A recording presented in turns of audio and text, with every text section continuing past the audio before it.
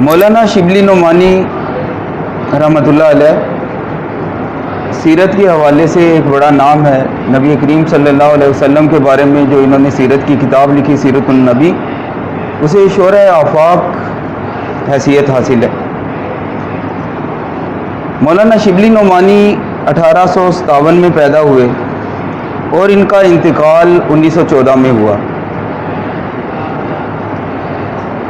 قصبہ بندول، ضلع اعظم گڑھ، بھارت میں ان کی پیدائش ہوئی. ان کے والد شیخ حبیب اللہ وکیل تھے. شبلی نے بھی کچھ دن وکالت کی، پھر علی گڑھ کالج میں فارسی کے استاد مقرر ہو گئے. یعنی علی گڑھ کالج میں پرشین پڑھاتے رہے، فارسی کے ٹیچر رہے. علی گڑھ کالج میں انہیں کیا فائدہ ہوا؟ وہاں انہیں سر سید، حالی، محسن الملک اور آرنلڈ کی صحبت سے مستفید ہونے کا موقع ملا. یہ اردو ادب کے حوالے سے بڑے نام ہیں. سر سید احمد خان ہیں، مولانا الطاف حسین حالی ہیں، نواب محسن الملک، اور پھر پروفیسر آرنلڈ جو علامہ اقبال کے بھی استاد رہے. ان کے ساتھ ان کو پڑھانے کا موقع ملا. یہ ان کے کولیگز تھے. 1892 میں آرنلڈ کے ساتھ شبلی نے مصر، شام، قسطنطنیہ اور دوسرے اسلامی ممالک کا سفر کیا.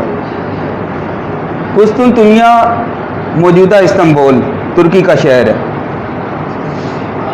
سر سید کی وفات 1898 کے بعد علی گڑھ کالج سے استعفیٰ دے کر اعظم گڑھ چلے گئے. جیسا کہ پہلے ذکر ہو چکا ہے، اعظم گڑھ انڈیا میں واقع ہے. پھر حیدرآباد دکن کے دائرۃ المعارف کی نظامت کا عہدہ سنبھالا. نظامت ناظم سے نکلا ہے، مطلب مینجمنٹ، آپ مینیجر کہہ سکتے ہیں. اسی دوران میں ان کی کوشش سے لکھنؤ میں ندوۃ العلماء کا قیام عمل میں آیا. انہوں نے ایک پلیٹ فارم، ایک ادارہ بنایا جس کا نام ندوۃ العلماء رکھا گیا. یعنی سمجھیں کہ جو اس زمانے کے اسکالر تھے وہ اس ادارے کا حصہ تھے. اخیر عمر میں اعظم گڑھ میں انہوں نے ایک عظیم ادارہ دار المصنفین قائم کیا جو آج بھی کام کر رہا ہے.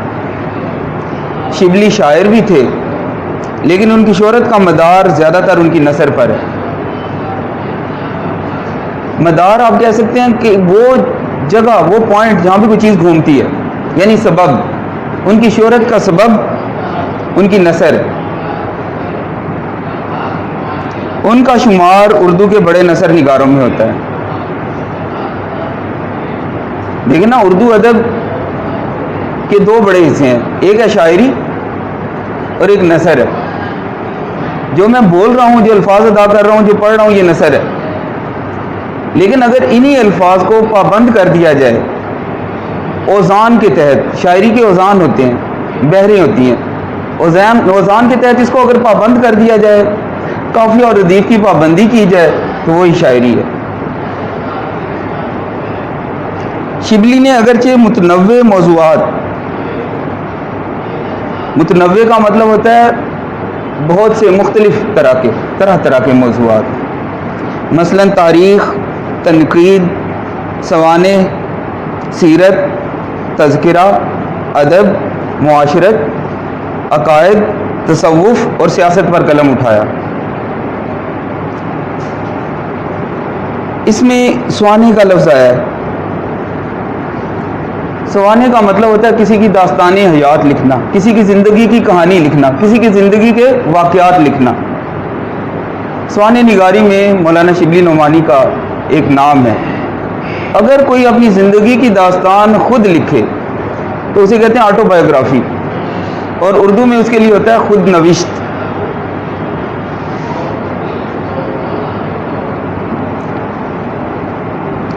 مگر ان کے طرز اظہار میں ادبیت کی شان موجود ہے.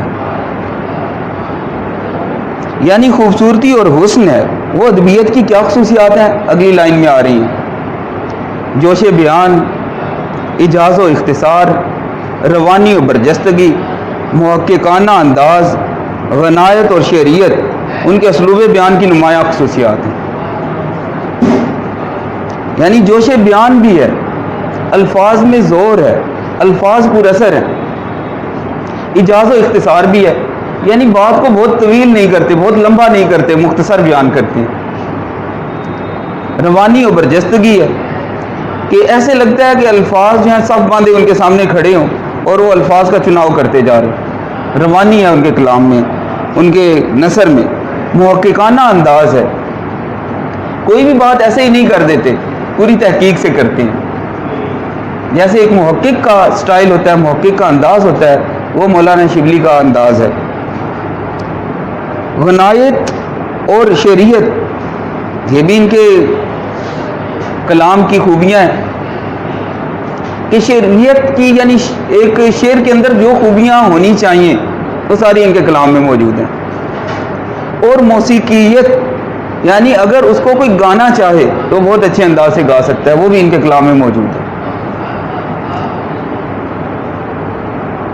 شبلی کی تمام ادبی کاوشوں سے قطع نظر ان کا سب سے بڑا ادبی کارنامہ ان کا انداز بیان ہے کہ جیسا ان کا انداز بیان ہے اور کسی کا نہیں ہے.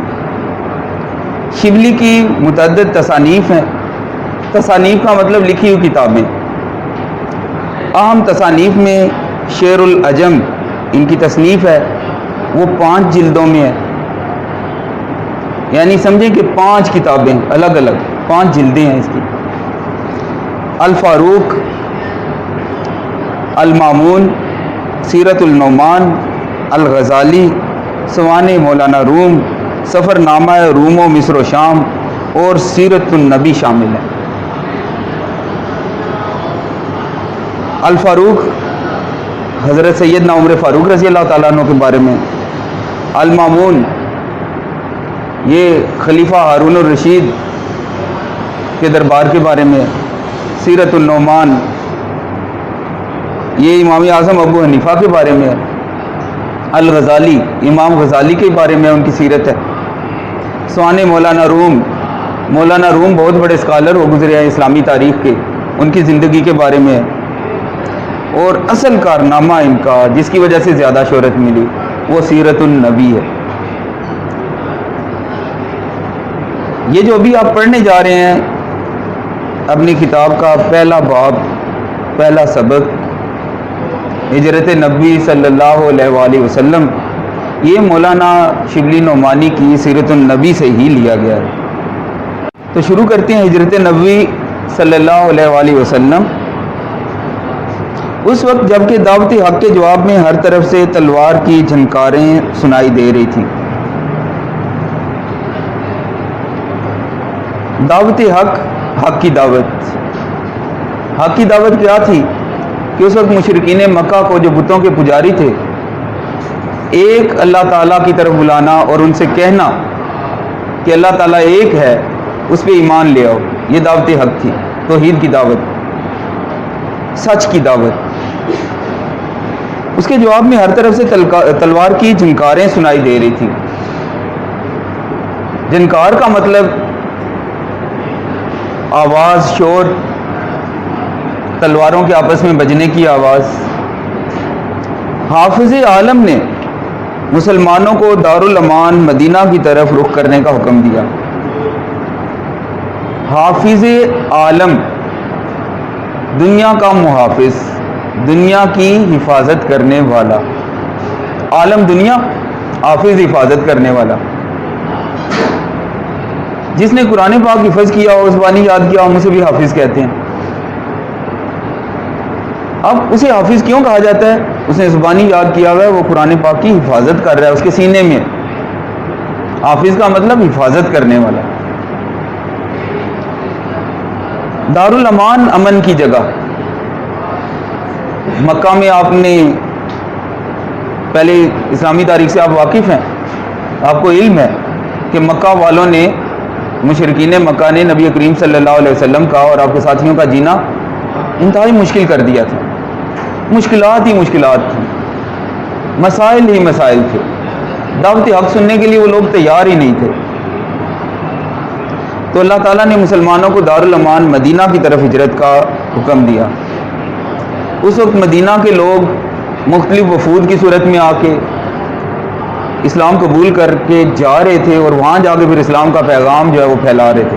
یعنی نبی کریم صلی اللہ علیہ وسلم کے مدینہ پہنچنے سے پہلے اسلام کا پیغام وہاں پہ پہنچ چکا تھا. اسلام کی جو حقیقت ہے اس سے وہ لوگ آگاہ ہو چکے تھے اور وہ لوگ بھی نبی کریم صلی اللہ علیہ وسلم کی آمد کے بےتابی سے منتظر تھے. لیکن خود وجود اقدس صلی اللہ علیہ وآلہ وسلم جو ان ستمگاروں کا حقیقی ہدف تھا اپنے لیے حکم خدا کا منتظر تھا. باقی مسلمانوں کو تو آپ صلی اللہ علیہ وسلم نے فرما دیا کہ آپ مدینہ چلے جائیں، لیکن خود ابھی پیچھے تھے. آپ کا جو وجود اقدس تھا، وجود اقدس کا مطلب پاکیزہ وجود، پاکیزہ جسم، یعنی نبی کریم صلی اللہ علیہ وآلہ وسلم خود، یہ ابھی اللہ تعالیٰ کے حکم کے منتظر تھے. اور دیکھیں نا یہاں آیا جو ان ستمگاروں کا حقیقی ہدف تھا، یعنی اصل نشانہ، ہدف کا مطلب نشانہ تو نبی کریم صلی اللہ علیہ وسلم کی ذات تھی. مشرکین مکہ نبی کریم صلی اللہ علیہ وسلم کو نعوذ باللہ صفحہ ہستی سے مٹانا چاہتے تھے. وہ چاہتے تھے کہ نبی کریم صلی اللہ علیہ وسلم اگر سامنے سے ہٹ جائیں تو اسلام کی تبلیغ خود بخود رک جائے گی.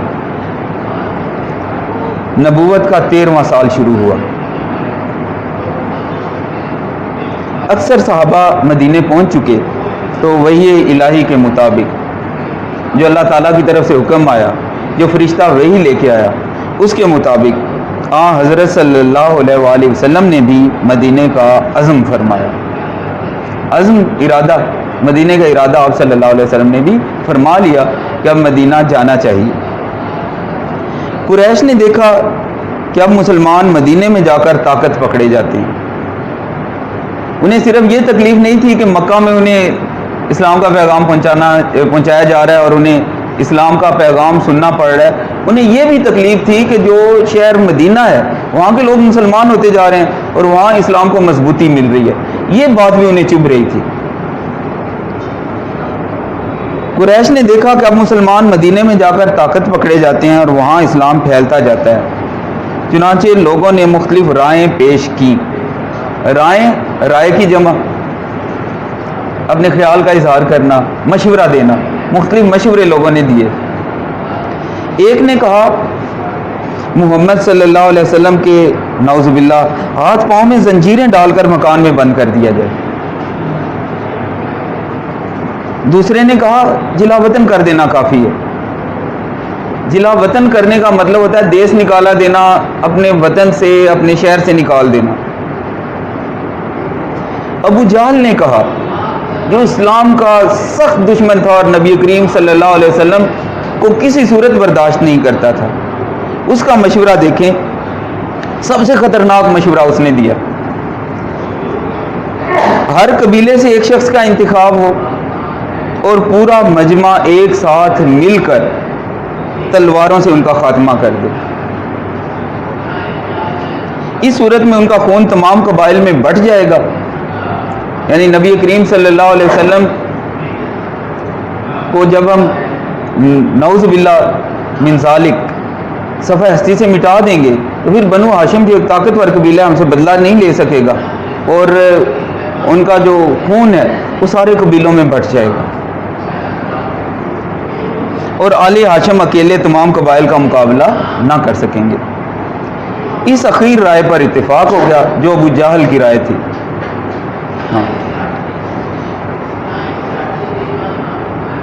اور جھٹ پٹے سے آ کر رسول اللہ صلی اللہ علیہ وسلم کے آستانہ مبارک کا محاصرہ کر لیا. شام ہونے سے پہلے جو تھوڑا تھوڑا اندھیرا ہوتا ہے اسے جھٹ پٹا کہتے ہیں. صبح سورج کے نکلنے سے پہلے جو تھوڑا تھوڑا اندھیرا ہوتا ہے اسے دھندلکا کہتے ہیں.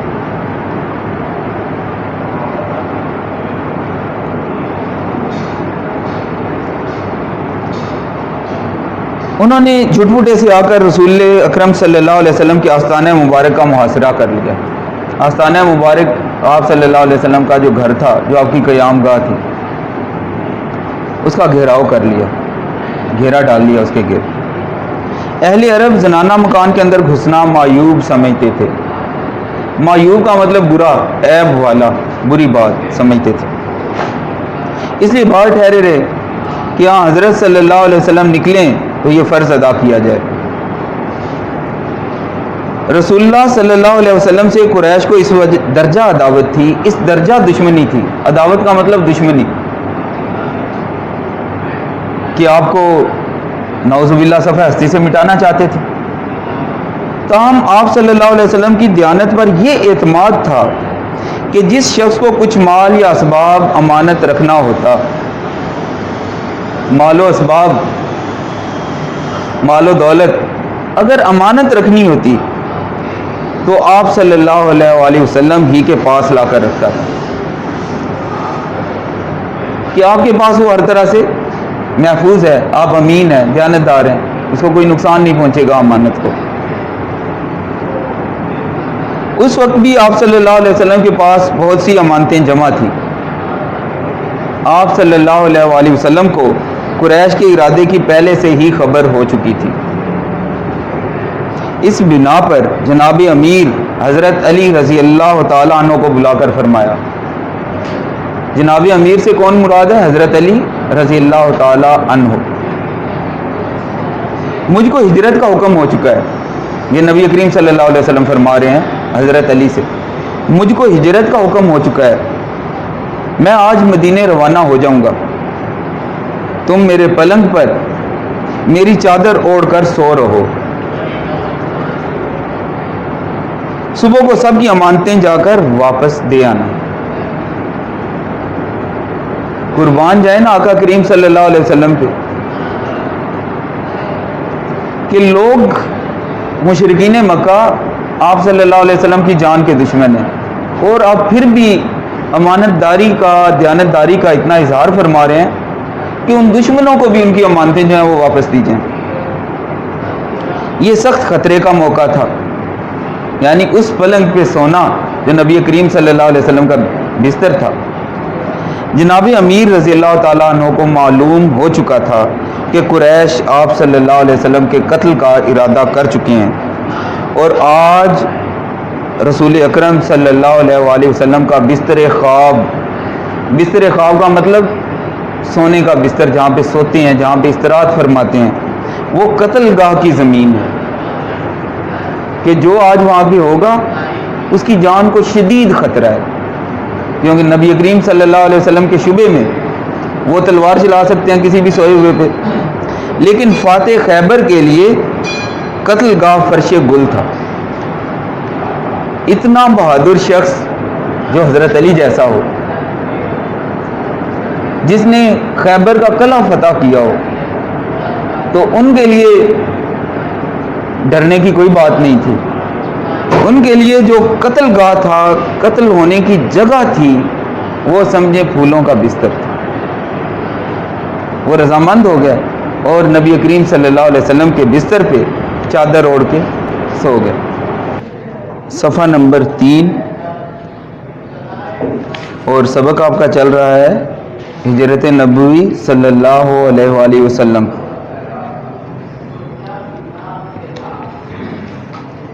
کفار نے جب آپ صلی اللہ علیہ وسلم کے گھر کا محاصرہ کیا،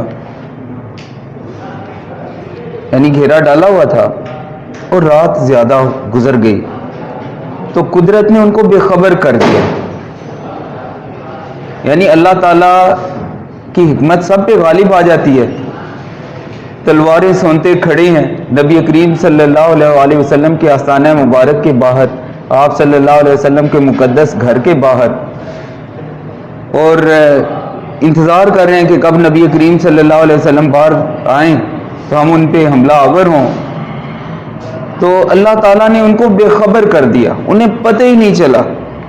حضرت صلی اللہ علیہ وسلم ان کو سوتا چھوڑ کر باہر آئے. ان پہ نیند غالب آ گئی مشرکین مکہ پہ، جو ان کے جوان انتظار میں تھے، ان پہ نیند غالب آ گئی. نبی کریم صلی اللہ علیہ وسلم ان کے پاس سے گزر گئے، کعبے کو دیکھا اور فرمایا، مکہ تو مجھ کو تمام دنیا سے زیادہ عزیز ہے،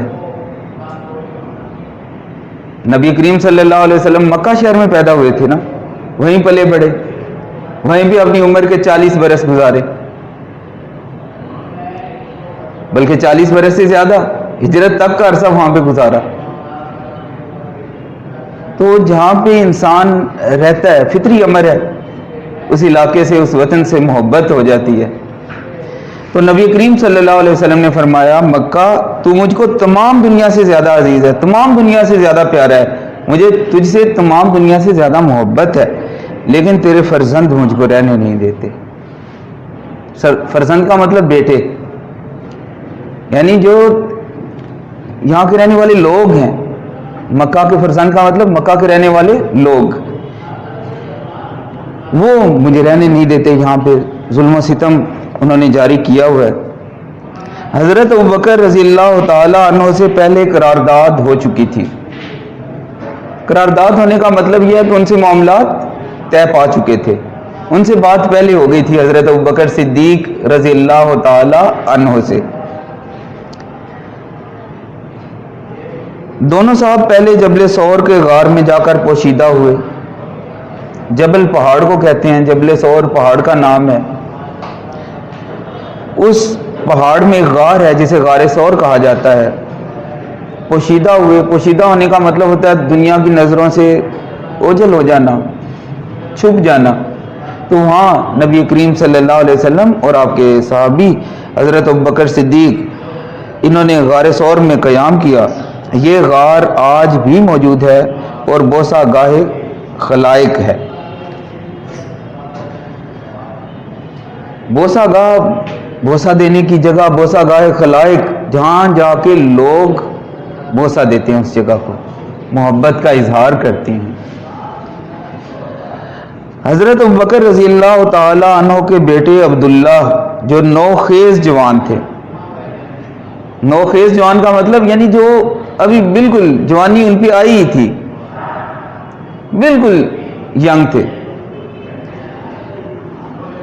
شب کو غار میں ساتھ ہوتے، صبح اندھیرے شہر چلے جاتے، صبح منہ اندھیرے شہر چلے جاتے، یعنی ابھی اندھیرے ہی ہوتا، کسی کو کانوں کان خبر نہ ہوتی، وہ غار سے نکلتے اور مکہ شہر میں آ جاتے اور پتہ لگاتے کہ قریش کیا مشورے کر رہے ہیں۔ جو کچھ خبر ملتی شام کو آ کر حضرت صلی اللہ علیہ وسلم سے عرض کرتے، یعنی نبی کریم صلی اللہ علیہ وسلم کو آ کے بتا دیتے۔ حضرت ابوبکر رضی اللہ تعالیٰ عنہ کا غلام، غلام نوکر کو کہتے ہیں، کچھ رات گئے بکریاں چرا کر لاتا، پہاڑوں میں بکریاں چرتی تھی تو وہ ادھر آ جاتا غار ثور کی طرف، بکریاں چرا کر لاتا اور آپ صلی اللہ علیہ وآلہ وسلم اور حضرت ابوبکر رضی اللہ تعالی عنہ ان کا دودھ پی لیتے۔ 3 دن تک صرف یہی غذا تھی، یعنی بکریوں کا دودھ۔ لیکن ابن ہشام نے لکھا ہے، یہ ابن ہشام بھی سیرت نگار ہے، اس نے سیرت کے بارے میں کتاب لکھی ہے، سیرت نگاری میں اس کا نام ہے۔ ابن ہشام نے لکھا ہے کہ روزانہ شام کو اسماء رضی اللہ تعالی عنہ گھر سے کھانا پکا کر غار میں پہنچا آتی تھی۔ حضرت اسماء رضی اللہ تعالی عنہ کون تھی؟ حضرت ابوبکر صدیق رضی اللہ تعالی عنہ کی بیٹی۔ حضرت عائشہ صدیقہ ام المومنین رضی اللہ تعالی عنہ ان سے یہ بڑی تھی، اور حضرت عائشہ صدیقہ رضی اللہ تعالی عنہ کی سوتیلی بہن تھی، یعنی ماں کی طرف سے سوتیلی تھی۔ تو وہ ہر روز شام کو گھر سے کھانا پکا کر غار میں پہنچا آتی تھی۔ اسی طرح 3 راتیں غار میں گزاری۔ یہاں ایک بات سمجھ میں آتی ہے کہ نبی کریم صلی اللہ علیہ وسلم کے انتہائی قریبی ساتھی جو سفر اور حضر میں نبی کریم صلی اللہ علیہ وسلم کے ساتھ رہے، حضرت سیدنا ابوبکر صدیق رضی اللہ تعالی عنہ خلیفہ اول ہے، مسلمانوں کے پہلے خلیفہ ہیں۔ تو ان کا پورا گھرانہ نبی کریم صلی اللہ علیہ وسلم کی خدمت میں معمور تھا. ابھی آپ نے پڑھا کہ ان کا بیٹا عبداللہ وہ بھی آپ کی خدمت پہ رات غار میں گزارتا آپ صلی اللہ علیہ وسلم اور اپنے والد کے ساتھ. اور پھر مکمل جو رپورٹ ہوتی، جو کچھ مشرکین مشورے کر رہے ہوتے، وہ بھی آ کے پہنچائی جاتی عبداللہ کے ذریعے. اور ان کا غلام حضرت ابوبکر صدیق کا وہ بھی خدمت میں معمور ہے، وہ بکریوں کا دودھ پہنچا رہا ہے. اور پھر ان کی بیٹی حضرت اسماء رضی اللہ تعالیٰ عنہ وہ بھی کھانا پہنچا رہی ہیں. پورا گھرانہ نبی کریم صلی اللہ علیہ وسلم کی خدمت میں معمور ہے.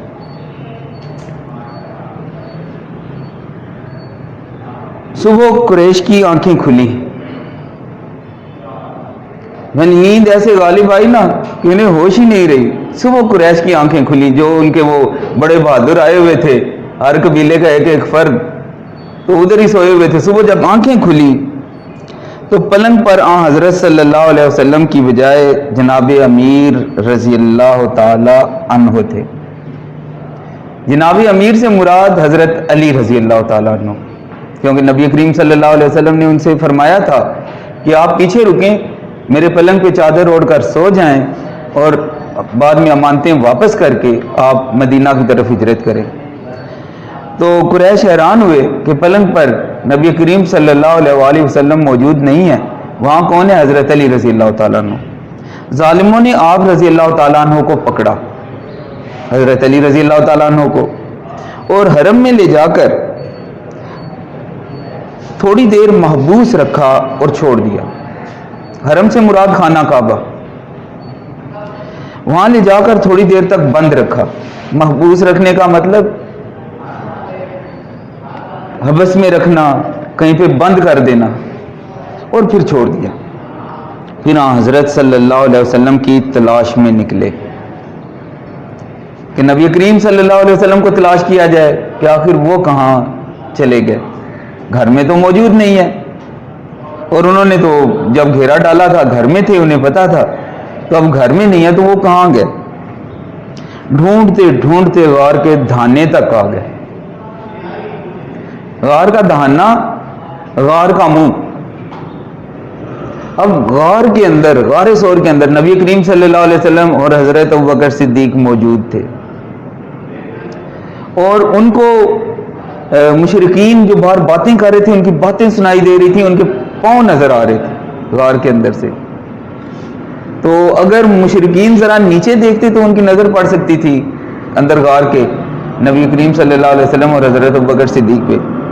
لیکن پہلے بھی بات کی، اللہ تعالیٰ کی حکمت سب پہ غالب ہے. دیکھیے گا یہاں کیا لکھا گیا ہے. آہٹ پا کر حضرت ابوبکر رضی اللہ تعالیٰ عنہ غمزدہ ہوئے، غمگین ہوئے، پریشان ہوئے.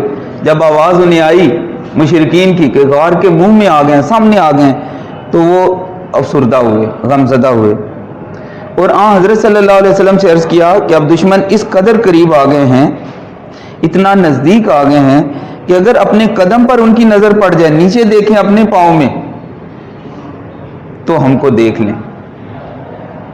آپ صلی اللہ علیہ وسلم نے فرمایا، سورہ توبہ میں آیت ہے، آیت کا حصہ ہے، لا تحزن ان اللہ معنا. لا تحزن، لا نہیں، تحزن تو غم کر، ان اللہ بے شک اللہ تعالی معنا ہمارے ساتھ ہے، گھبراؤ نہیں، بے شک اللہ ہمارے ساتھ ہے. تو یہ آپ نے تسلی دی حضرت ابوبکر صدیق رضی اللہ تعالی عنہ کو.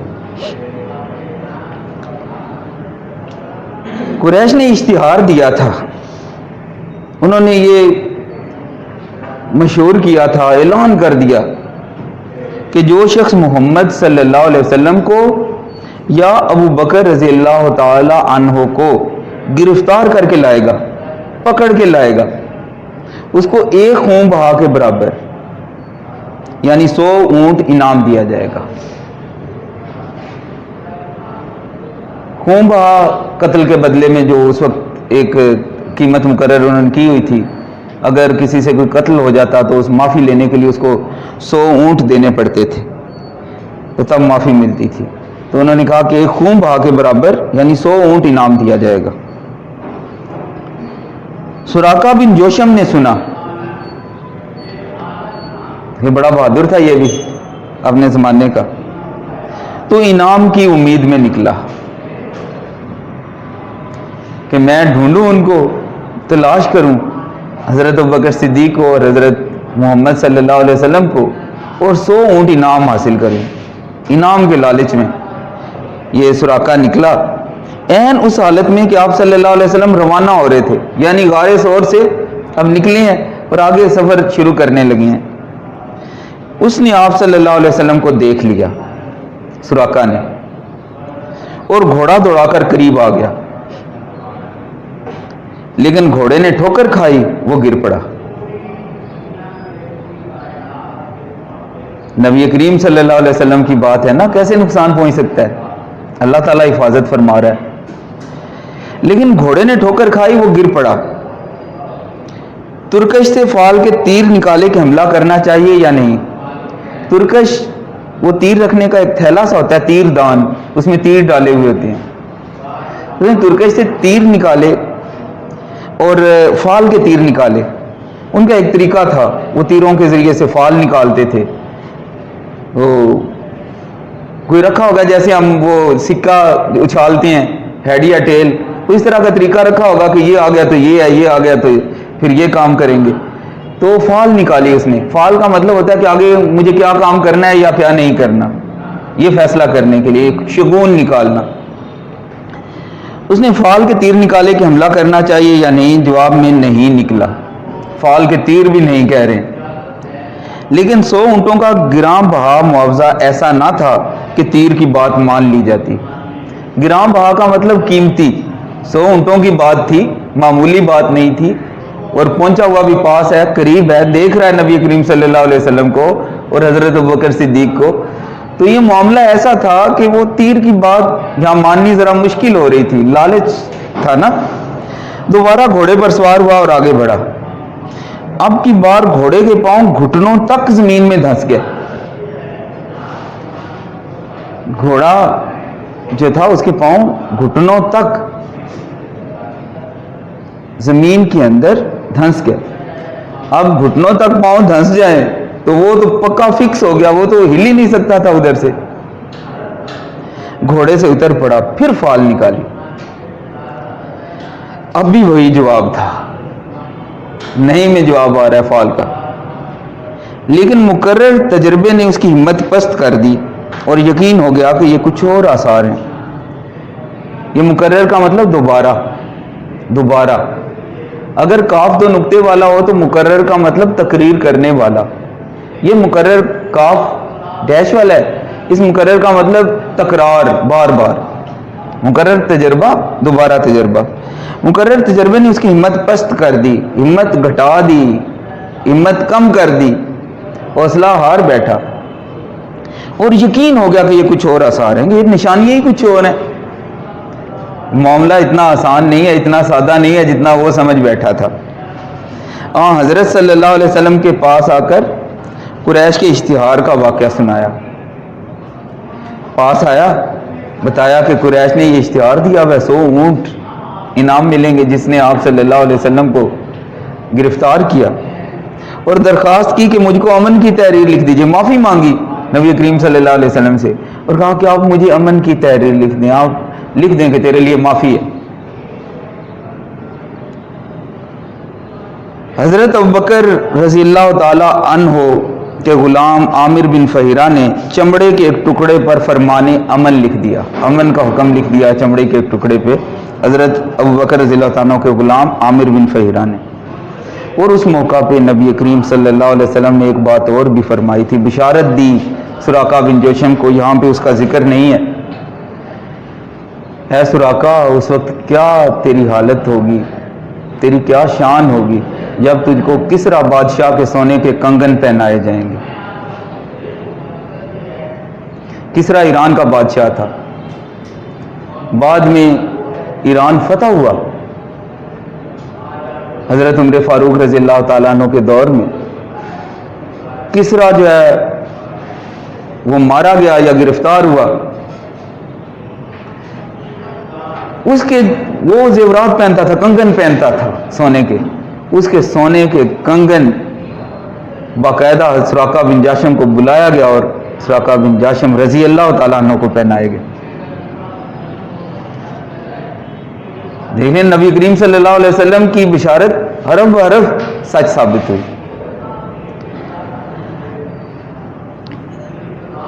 اب دوسری طرف مدینے میں کیا حالت ہے، جدھر جا رہے ہیں ادھر مکہ سے آ رہے ہیں، ان کے ظلم و ستم نے اتنا تنگ کر دیا کہ اللہ تعالیٰ نے حکم دیا کہ یہاں سے آپ دارالامان میں چلے جائیں مدینہ میں۔ ادھر مدینہ والوں کی کیا حالت ہے وہ ذرا اندازہ کریں۔